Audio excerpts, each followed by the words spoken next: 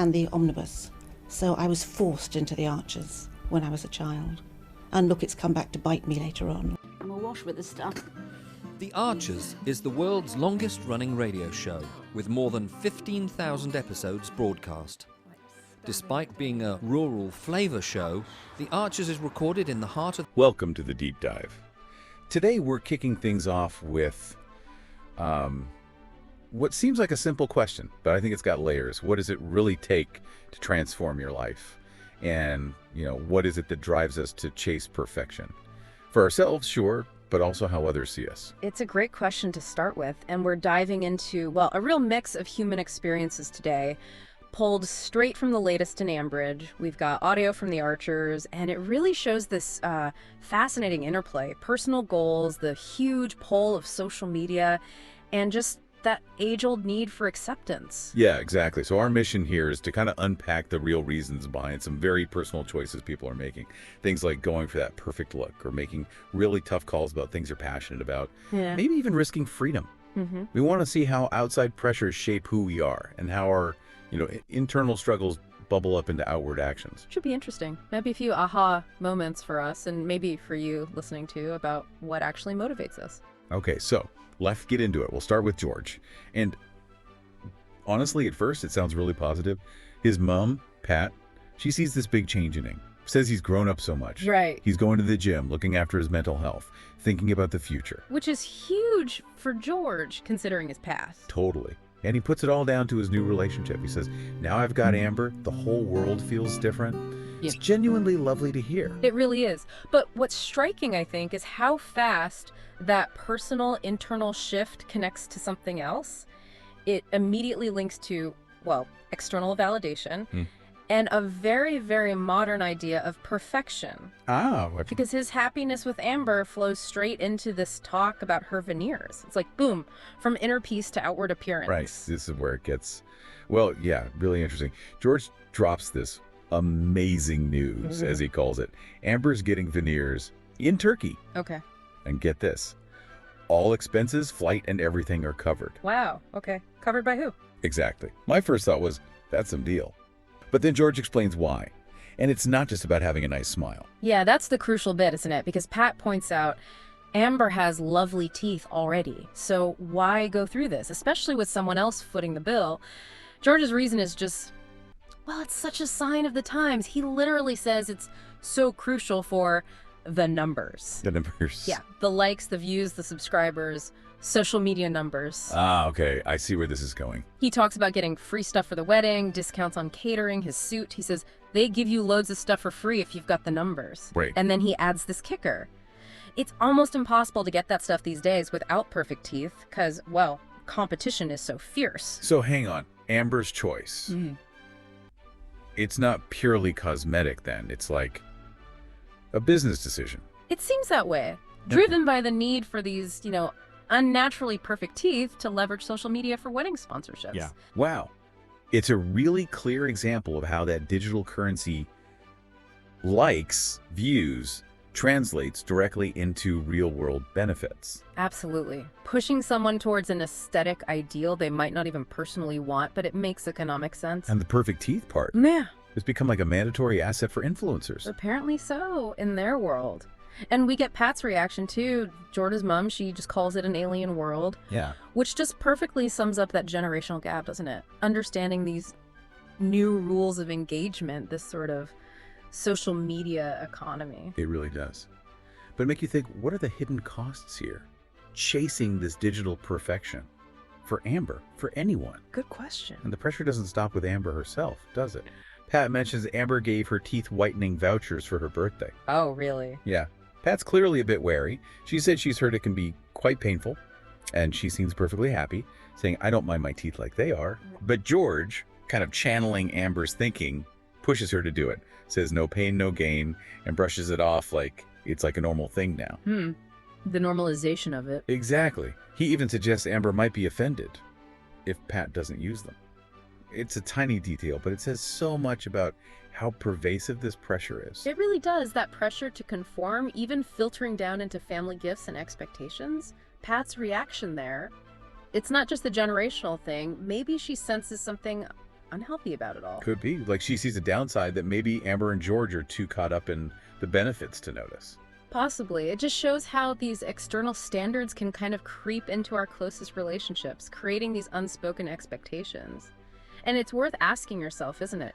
How much of our own self-image, or even how we treat others, might be shaped by these standards, from social media or just society's idea of normal?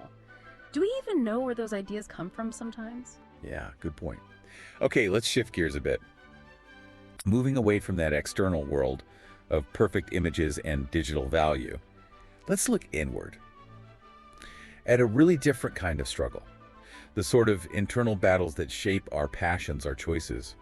We hear this striking chat about Henry and cricket. Ah, yes, Henry, who's apparently playing brilliant matches, performing really well. Adam even says he must have been so chuffed. You think so, but when he's asked if he's okay, Yeah. Henry drops this bombshell. I don't actually enjoy it. He's even thinking about quitting after the season. Just flat out says, cricket's not for me. It's fascinating, isn't it? How often do we pursue things we're good at or even get praised for without actually liking them? Happens all the time. But with Henry, it feels like there's more to it than just not enjoying it. Is it maybe fear of failure or something else? Well, yeah, because his reluctance isn't vague. He points to something specific, something that's really bothering him. Okay. He talks about an incident he was bowling deliberately short. A legitimate tactic, mind you. But a batter from Borch to Force got really hurt, had to go to A&E for an x-ray. Ow. And Henry says, you can almost hear the guilt. I just hate it. That feeling that it was my fault. So it's heavy. There's real emotional weight there. Right. Not just dislike, but guilt.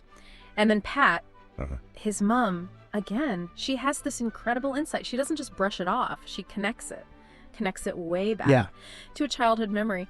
When Henry was tiny, like 4, his uncle Rob. Ah, Rob. Yes. Rob got really angry with him because Henry was throwing the ball too soft. Pat remembers it was one of those days where he really lost it. Wow. Connecting something happening now with cricket back to being 4 years old and scared of his uncle. It's a profound link, isn't it? How those early experiences can just lodge themselves inside us. Absolutely. They just sit there, sometimes for years, quietly steering things. Totally. So if you zoom out, Henry's built now his urge to quit. It's probably not just about this recent injury. It feels like an echo, doesn't it? An echo of that past trauma. Back then, his natural way throwing softly, maybe because he was small, maybe scared of hurting someone, was met with anger. From a really significant adult figure. Exactly. And now, doing something technically right in the game, bowling short, has led to someone getting hurt.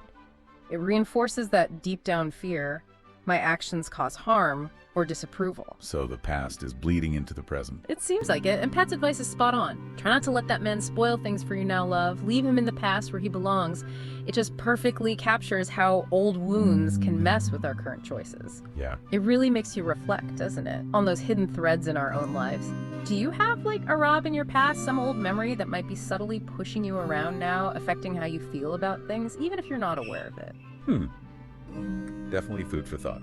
Okay, so from Henry's very internal conflict, let's swing back to George. Because even with all this new happiness, his relationship with Amber, he's clearly still wrestling with his past, his reputation in the village. Yes, that's not gone away. And what's really striking now is how desperate George seems to be to change how people see him, to sort of rewrite his public image. So.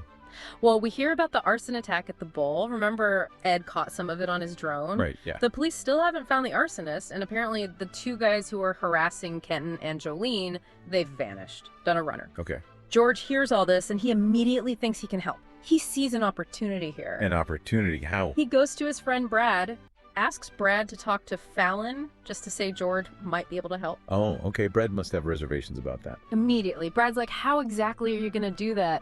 And he gives him sensible advice. Why don't you just let the police manage it? Especially since George is so close to getting out of prison. Brad mentions he only has 6 weeks left. Exactly. It's such a critical time. Brad clearly sees the huge risk George is thinking about taking. So why would he? Why risk it all just weeks before release?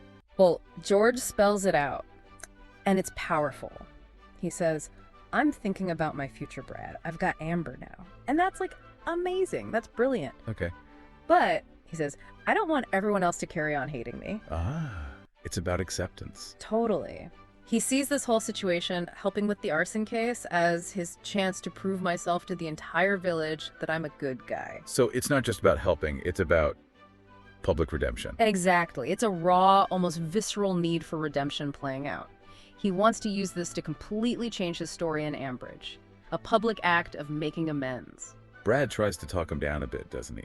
Says, they don't hate you, George. Honestly, maybe they did, but things have moved on. He suggests people know he's sorry. Yeah, Brad's being the pragmatic friend. But George isn't having it. He's insistent. That need for a visible act is just burning so strongly. He asked Brad, what better way can you think of to show that I really am? That I mean it? That I'm a good guy? He needs to do something, a big gesture.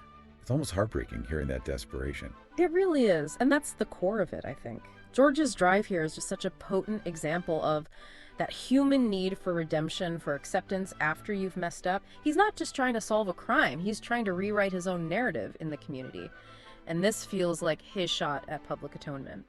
And the tension between Brad's caution, just keep your head down, you're almost free, and George's really emotional plea, it's compelling. It shows how heavy the past can weigh on you. Definitely. It makes you think, when we make mistakes, or someone we know does, what drives that need to make amends is just feeling sorry enough.